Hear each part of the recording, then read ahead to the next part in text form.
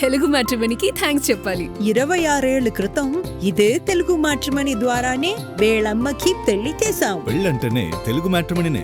హైదరాబాద్లో అశూ రెడ్డి కేసు కొత్త మలుపు తిరిగింది. తనపై కేసు పెడితే సూసైడ్ చేసుకుంటానని గతంలో తనను అశూ రెడ్డి బెదిరించినట్టుగా బాధితుడు ధర్మేంద్ర ఆరోపిస్తున్నాడు.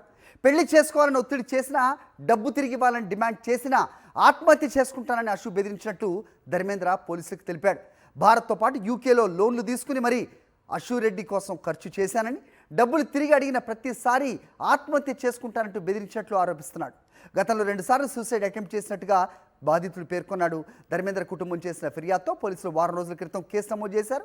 అశూ రెడ్డి కుటుంబానికి నోటీసులు జారీ చేసే అవకాశం కూడా ఉంది. అయితే ఈ కేసుపై అశూ రెడ్డి ఇప్పటివరకు స్పందించలేదు.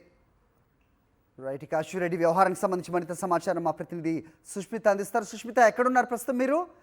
ఏంటి అప్పులు చేసి మరీ తనకు డబ్బులు ఇచ్చానని చెబుతున్నాడు ధర్మేంద్ర.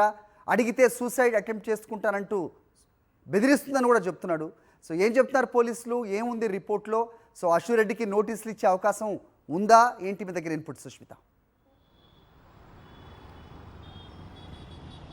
సార్, ఈ కేసుకు సంబంధించి కూడా ధర్మేంద్ర కుటుంబం 2 నెలల క్రితమే సీసీఎస్లో ఫిర్యాదు చేసినట్టుగా కూడా తెలుస్తుంది. ఎందుకంటే ఇది చీటింగ్కి సంబంధించి ఫ్రాడ్ కేసు కావడంతో కూడా సీసీఎస్లో నమోదు చేసినట్టుగా కూడా చెప్తున్నారు. పూర్తిగా కూడా ఎక్కడైతే ట్రాన్సాక్షన్స్ జరిగాయో ఆ ట్రాన్సాక్షన్స్కి సంబంధించి కూడా పూర్తిగా ఫిర్యాదులో పేర్కొన్నారు. అదంతా కూడా ఇచ్చిన అనంతరం కోర్టులో ఇచ్చిన తర్వాత కోర్టులో పూర్తిగా నిరూపితమైన తర్వాతనే సీసీఎస్లో ఒక వారం క్రితం ఇది ఎఫ్ఐఆర్ నమోదైనట్టుగా కూడా తెలుస్తుంది. ఎఫ్ఐఆర్లో పూర్తిగా ధర్మేంద్ర కుటుంబం ఏదైతే ఫిర్యాదు చేసేదో అంతా కూడా పేర్కొన్నారు. 2018 నుంచి కూడా వీరి కుటుంబానికి వారి కుటుంబానికి ఉన్న సాన్నిహిత్యం కానీ 2021లో పెళ్లి చేసుకోవాలనుకున్నప్పుడు కానీ మొత్తంగా కూడా 2 సార్లు పెళ్లి చేసుకోవాలనుకున్న సమయంలో 2 సార్లు కూడా ధర్మేంద్ర కుటుంబం నమ్మినట్టుగా కూడా చెప్తున్నారు. ఆ మేరకే పూర్తిగా కూడా అశూ రెడ్డి అడగడంతో బంగారం కానీ ఫ్లాటు, కారు ఇవన్నీ కూడా కొనుగోలు చేసినట్టుగా కూడా చెప్తున్నారు.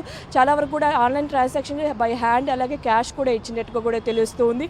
పూర్తిగా ధర్మేంద్రకి సంబంధించి కూడా అతను ఎన్ఆర్ఐ అమెరికా యూకేలో ఉంటున్నట్టు కూడా చెప్తూ ఉన్నారు. అయితే అశూ రెడ్డి కూడా 2018లో అక్కడ ఉండడం, వాళ్ళిద్దరు కూడా పరిచయం ఏర్పడడం, తర్వాత తను సినీ యాక్టింగ్ కోసం కూడా హైదరాబాద్కి వచ్చినట్టుగా కూడా తెలుస్తుంది. ఇక్కడ ఉన్న సమయంలో కూడా తనకు అది కొనుగోలు చేయాలి, ఇది కొనుగోలు చేయాలంటూ చెప్పడంతో కూడా అతను అప్పులు చేసి మరీ పంపించినట్టు కూడా ఫిర్యాదులు పేర్కొన్నట్టు కూడా చెప్తున్నారు. అయితే ఇప్పటి వరకు ఈ ఏదైతే ఫిర్యాదు చేశారో ధర్మేంద్ర కుటుంబం కానీ అలాగే అశూ రెడ్డి కుటుంబం కానీ ఇప్పటివరకు దీనిపైన స్పందించలేదు. ఓన్లీ ఆ అశూ రెడ్డి చూసుకుంటే సోషల్ మీడియాలో దీని గురించి ఎక్కడైనా ప్రచారం చేస్తే ఇల్లీగల్ యాక్షన్ తీసుకుంటారని కూడా చెప్తున్నట్టు కూడా చెప్పిన పరిస్థితి అయితే కనిపిస్తుంది. ఇప్పటివరకు సీసీఎస్లో దీని గురించి ఫిర్యాదు అయితే చేశారు. పూర్తిగా ఫ్యామిలీ పైన నాన్ బెయిలబుల్ కేసులు కూడా నమోదు చేశారు. చీటింగ్, ఫ్రాడ్ కేసు అలాగే ఏదైతే వాళ్ళని మభ్యపెట్టి తీసుకున్నారన్న కోణంలో కూడా ఈ కేసులు వర్తిస్తాయి, నాన్ బెయిలబుల్ కేసు కిందకే వస్తాయని కూడా చెప్తూ ఉన్నారు. ఈ నేపథ్యంలో దీనికి సంబంధించి ఆ కుటుంబానికి కూడా నోటీసులు ఇచ్చే అవకాశం అయితే కనిపిస్తుంది. దాదాపుగా వారం రోజుల పాటు అయింది ఎఫ్ఐఆర్ నమోదయ్యి. ఆ నేపథ్యంలో కూడా పోలీసులు దీని గురించి దర్యాప్తు చేస్తున్నట్టుగా కూడా తెలుస్తుంది. 2 నెలల క్రితం కూడా సత్యనారాయణమూర్తి, ధర్మేంద్ర వీళ్ళంతా కూడా కుటుంబం ఫిర్యాదు చేసి ఉండడంతో కూడా పూర్తిగా ట్రాన్సాక్షన్స్ కానీ నిజంగా అశూ రెడ్డి ఆ విధంగా చేసిందా లేకపోతే వాళ్ళ కుటుంబం నిజంగా ఇందులో ఇన్వాల్వ్ అయిందా అన్న కోణంలో అయితే పోలీసులు దర్యాప్తు చేస్తున్నట్టు కూడా చెప్తున్నారు. అయితే ప్రస్తుతం సీసీఎస్ పోలీసులు కూడా దీని గురించి ఎటువంటి సమాచారం ఇవ్వడం లేదు. ఓన్లీ ఏదైతే ఫిర్యాదులో పేర్కొన్నారో ఎఫ్ఐఆర్లో ఆ ఎఫ్ఐఆర్లో దాన్ని బట్టి చూస్తే వాళ్ళు పూర్తిగా అన్ని ప్రూఫ్స్ కూడా సబ్మిట్ చేసినట్టు కూడా చెప్తున్నారు. దాని ప్రకారం కూడా పోలీసులు ముందుకెళ్లే అవకాశం అయితే కనిపిస్తుంది. మరి కొన్ని రోజుల్లో వారికి నోటీసులు ఇచ్చి వాళ్ళని విచారణకు పిలిచే అవకాశం అయితే కనిపిస్తుంది. హరి.